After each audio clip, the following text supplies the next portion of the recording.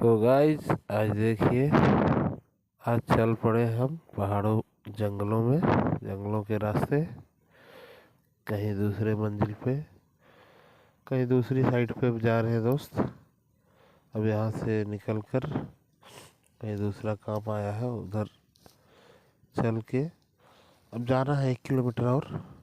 अब देखता हूँ, इसी तरह से धीरे धीरे चलना पड़ेगा। हम और हमारे साथी दोनों जने मिलके पूरी गाड़ी में सामान डाल के अब धीरे धीरे यूँ निकल पड़े। ये जंगलों में पूरे कांटेदार रास्ते हैं, पूरा बबुड़ का कांटा है, देखो साइड साइड से आप देख सकते हैं। तो वही उधर से अब धीरे धीरे निकल रहे हैं।